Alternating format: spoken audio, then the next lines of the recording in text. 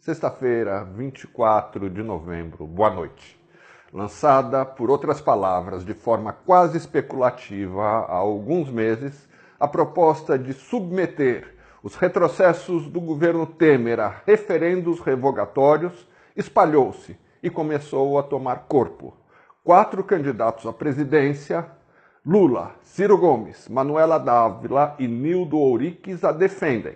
As centrais sindicais colhem assinaturas para questionar um dos itens da agenda de horrores, a contrarreforma trabalhista. O senador Roberto Requião ventila a proposta no Congresso. A bancada do PSOL na Câmara protocolou ontem uma iniciativa parlamentar em seu favor. Comenta-se que o Vamos, iniciativa ligada à Frente Povo Sem Medo, deverá mencioná-la com destaque nesse sábado, quando apresentará a sistematização de suas propostas para mudar o Brasil.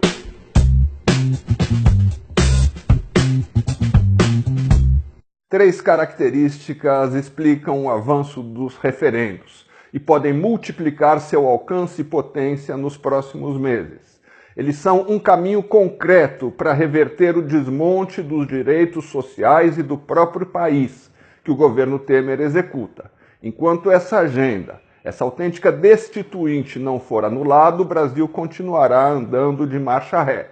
Nenhum governo, por melhores que sejam suas intenções, poderá romper o bloqueio imposto pelas leis malditas e pelo judiciário, que forçará a sua aplicação.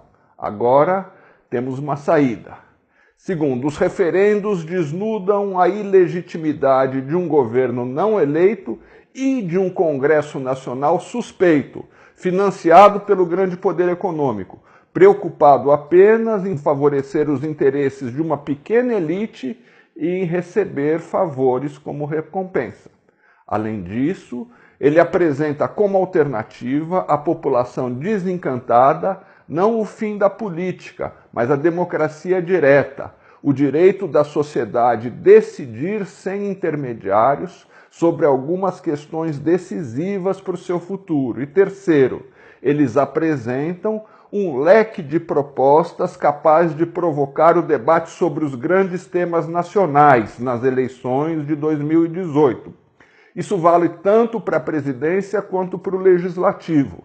A ideia de resgatar os direitos e de varrer os políticos que atentaram contra a grande maioria terá enorme poder de mobilizar os eleitores. Como a campanha ganhou fôlego, ou seja, como ela já não é apenas uma hipótese teórica, tornou-se importante discutir seus contornos concretos, aquilo que poderá ser decisivo para que ela tome forma, atraia, mobilize, seja vitoriosa.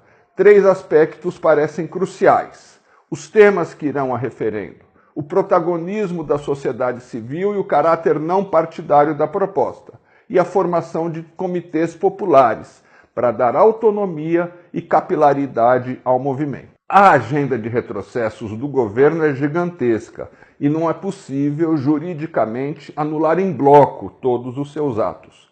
Por isso será importante construir coletivamente uma agenda sintética, em que estejam expressos os principais direitos que é preciso reinstituir.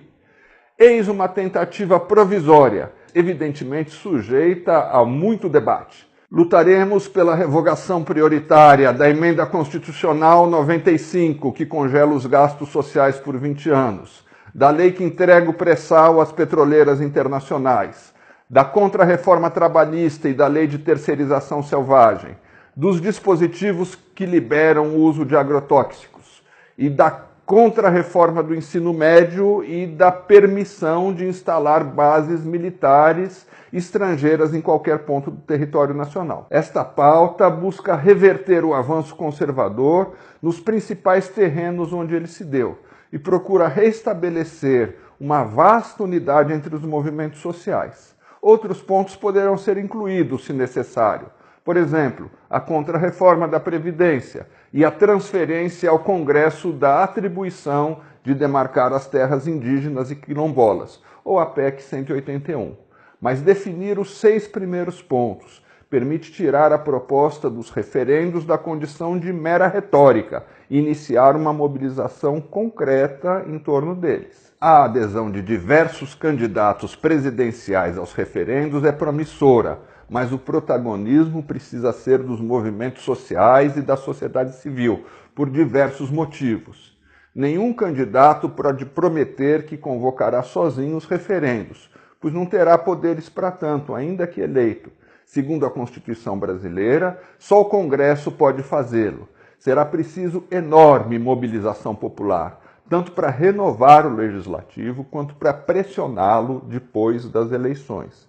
E esse movimento não pode estar sujeito às agendas eleitorais dos candidatos, a seus compromissos de campanha, às suas alianças. O protagonismo da sociedade civil é útil aos próprios candidatos. Assegura que a campanha pelos referendos é autônoma, portanto, não poderá ser capturada por nenhum partido. Será de todos que a abraçarem. O Brasil tem experiência a respeito. Em 2002, o plebiscito popular não oficial contra a ALCA, que mobilizou mais de 10 milhões de pessoas, foi organizado por um comitê constituído basicamente por movimentos sociais. Os partidos e candidatos sempre foram muito bem-vindos, mas nunca puderam chamar a campanha de sua. A campanha pela revogação dos retrocessos pode mudar o ambiente político do Brasil em 2018. Ela dará a milhões de pessoas que estão perplexas ou revoltadas com os rumos do país objetivos concretos a buscar. Em vez do ódio, ofereceremos a reconquista dos direitos, a denúncia daqueles que sequestraram a democracia em benefício próprio e a participação num esforço coletivo para compreender e transformar o país. Por isso a campanha não deve ser de cúpulas. Sua vocação é espraiar-se em centenas de comitês, formados onde a população vive, trabalha, estuda. A luta pelos referendos pode ter também um caráter pedagógico. Os comitês ajudarão a suscitar um debate que a velha mídia oculta. O exame sobre o verdadeiro sentido das principais medidas adotadas após o golpe. Que direitos elas ferem? Que interesses promovem? Que projeto de país poderá servir de alternativa a elas? Para tornarem-se reais, os referendos precisarão se converter em algum momento em projetos de iniciativa popular. Os comitês colherão as assinaturas e terão um instrumento poderoso para debater com a população. Um passo simbólico de enorme importância seria organizar, na semana de 7 de setembro, um plebiscito teste, não oficial, realizado como em 2002, em universidades, escolas, sindicatos, igrejas, comunidades, locais de trabalho. Estaremos então a apenas um mês das eleições. Uma grande mobilização nacional sinalizará a virada efetiva contra o golpe. Realizará tudo o que ele tentou evitar. A sociedade debatendo os problemas do país e as mudanças estruturais necessárias, a partir de sua própria organização autônoma. Parecem sonhos em novembro de 2017. Dizem que é preciso cultivá-los, com a condição de que sonhemos juntos e os realizemos meticulosamente. Boa noite.